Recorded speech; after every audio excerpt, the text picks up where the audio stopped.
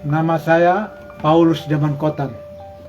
Saya adalah ketua tim pejuang hak-hak nasabah mitra Tiara 705 orang untuk 10 kabupaten di NTT. Perkara yang sudah kami jalankan itu dengan susah payah, jauh, panjang, dan melelahkan. Yang telah memenangkan perkara ini 09 itu pada tanggal 12 bulan 12 2017. Dalam tempo 2 minggu ke depan telah mendapat kekuatan hukum tetap atau ingkrah. Tapi sayang, dibalik sayang, penyesalan yang sangat mendalam bahwa Ketua Pengadilan Negeri Larantuka mempunyai pernyataan demi pernyataan, sabar dulu, tunggu dulu, nanti dulu. Setiap kali saya sebagai ketua tim pejuang para korban 705 orang untuk 10 kabupaten di NTT, kami datang dengan niat baik, datang menanyakan perkembangan terkini seperti apa, karena tinggal eksekusi. Tapi ternyata jawabannya, nanti dulu, sabar dulu, tunggu dulu. Akhirnya, saya mengambil sikap setelah putusan perkara pidana pencucian uang, pidana pencucian uang, juga telah mendapat kekuatan hukum tetap dan ingkrah. Saya kawal sendiri selama sidang di Kupang. Sidang pencucian uang digelarkan tanggal 5 September 2017. Sementara kami punya tanggal 23 Agustus itu didaftar, lalu kami di sidang perdana juga tanggal 5 atau berapa itu sidang perdana di kota di Larantuka. Semua sidang dapat berjalan baik. Keputusan pidana perbankan, pidana pencucian uang telah mendapat kekuatan hukum tetap dan ingkrah. Ternyata kami menunggu demi menunggu. Akhirnya saya mengambil sikap untuk berangkat ke Jakarta dengan membawa semua dokumen, baik perdata 09 yang telah mendapat kekuatan hukum tetap, dokumen pidana putusan pidana pencucian uang naik di pengadilan tinggi dan pengadilan tinggi juga tetap diputuskan 6 tahun penjara dan denda 1M. Berarti 20 tahun saudara Nicholas Ladi itu 20 tahun masuk penjara. Semua dokumen saya bawa ke Jakarta. Kurang lebih saya 5 bulan ada di kota Jakarta.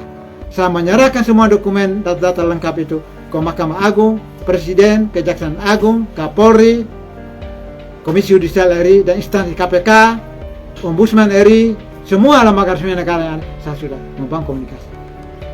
Lalu saya kembali dialog dengan pihak istana untuk kita menghadap bertemu dengan audiensi dengan Bapak Presiden Republik Indonesia, yaitu bisa lebih dari 10 orang. Arahan dari Istana Negara bahwa bisa bawa orang yang tetap 10 bisa lebih dari 10 orang. Tapi ketimbangan kami, karena uang tidak ada, maka saya ambil sikap mungkin 6 orang kami akan audiensi dengan Presiden, yaitu mewakili Flores Timur, saya Paulus Damankotan sebagai ketua tim pejuang hak nasabah, Bapak Raja Larantuka bersama istrinya, dan Kabupaten Lembata itu Bapak Gersas Kei, Pak Henrikus Damankotan, dan Ibu Ros Lajar. Itu rencana kami untuk bertemu dengan audiensi dan bertemu dengan Presiden. Kalau bicara tentang pertemuan dengan Istana Negara, 9 hari bekerja kalender, 2 minggu hari bekerja kalender, dan 1 bulan. Sehingga saya yakin ke depan bahwa ketika Presiden mau membantu kami, ketika kami bisa audiensi, maka Presiden tidak mungkin, Bapak Presiden pasti tidak tega dan tidak sampai hati. 9 hari bekerja kalender pasti. Kalau memang waktu terlalu singkat, 2 minggu atau 1 bulan. Tapi ternyata setelah kami kembali, Mahkamah Agung turunkan surat. Ada 2 buah surat dari Badan Pengawas Mahkamah Agung ditujukan kepada Ketua Pengadilan Negeri Larantuka dan juga kepada Paulus Damankotan. Kami hati berbunga-bunga bahwa 2 surat Mahkamah Agung itu kami sini baca, kemudian saat kumpul teman-teman suasana COVID, jadi kami bergerak sangat terbatas. Tapi sebelum saya pergi kampung di Lembata, saya datang, saya bawa surat sampai di pengadilan ke Kejaksaan Negeri Larantuka. Jaksa Negeri Pak Bayu Kajari mengatakan, ini sudah perintah Mahkamah Agung untuk menjalankan eksekusi. Kenapa tidak bisa eksekusi? Bapak mereka harus pergi di pengadilan. Karena bagaimanapun juga pengadilan punya tugas dan wewenang untuk menjalankan eksekusi perkara 09. Nah, kita datang mereka bilang sabar dulu, nanti dulu. Itulah. Akhirnya udah kita terima bersabar. Berkali-kali pulang pergi, saya bersabar, saya ini. Nah, akhirnya kami pertemuan demi pertemuan. Teman-teman saya dari sekitar Hokkien kami ini. Lalu saya mohon petunjuk dari Bapak Ketua Pengadilan Negeri dan Tukar yang sekarang adalah Pak David. Beliau terima kami memang hanya 2 kali saya bertemu dengan beliau. Pertama beliau terima kami sebagai wakil. Yang kedua beliau sebagai ketua. Tanggal 8 itu beliau mengarahkan bahwa Bapak Paulus sebagai ketua, Bapak sabar, doa banyak, mudah-mudahan kedepannya kita juga sementara bekerja. Itu kata Pak Ketua Pengadilan waktu pejabat sebagai wakil sementara. Pertemuan kami saya mau petunjuk karena kami dulu pakai jasa kuasa hukum dari Jakarta. Jadi kami mengalami kesulitan, mereka bilang tunggu nanti kami tunggu kuasa hukum Pak, mereka punya apa. Semuanya tambah tidak jelas, tambah kabur. Tapi saya tetap tenang dan sabar. Sabar, tenang, lalu saya coba. Saya mau petunjuk Bapak Ketua Pengadilan. Pak, kira-kira apa yang bisa menolong kami? Kami Ketua Pengadilan tim kuasa hukum kami punya hilang sejak tanggal 27 Februari 2019 sampai hari ini sore ini. Itu sangat paling besar. Sehingga beliau mengatakan kalau begitu Bapak, kami akan pengadilan akan berurusan langsung dengan Bapak Paulus sebagai ketua tim 705 orang. Segera berhentikan Ibu Siska tim kuasa hukum itu atau mencabut kembali kuasa yang pernah Bapak mereka serahkan pada ini. Sehingga kami berurusan langsung sampai pada eksekusi itu. Perkara 09 itu kami berurusan dengan Bapak Paulus Mengkota sebagai ketua tim 705 orang untuk 10 kabupaten di NTT. Dan itu kami lakukan. Saya turun ke Kabupaten Sika, turun ke Kabupaten Lembata, di Flores Timur kami, walaupun seringkali pertemuan terpisah. Tapi saya sabar. Nah, saya usahakan tenang, sabar, diam. Saya yakin, karena dari mulanya itu kami jalan dengan niat baik, jalan dengan hati. Siapapun juga yang mau menghalangi jalan, tapi kita sabar. Perkara kita punya tinggal eksekusi, tinggal resi, mudah-mudahan. Sehingga ternyata akhirnya kami menyerahkan surat kami punya. Ini saya punya Pak Ketua Benar kami punya ada, Sekretaris juga ada. Di Pengadilan Negeri Lereng Tukar kami mengantar surat pencabutan atau berhenti kembali pada tanggal 18 September 2021. Kami serahkan panitera menerima surat itu. Ternyata Ketua Pengadilan tanggal 18 kami serahkan surat itu. Tanggal 19 Ketua Pengadilan Negeri Lereng Tukar resmi turunkan surat tembusan kepada saya Pak, disampaikan kepada Ketua tim pejuang itu Paulus Mengkota.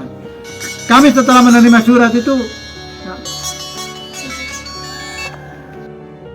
ini sudah ada berarti mereka sedang bekerja. Tapi dari kami terima surat tanggal 19 sudah sampai ke surat itu.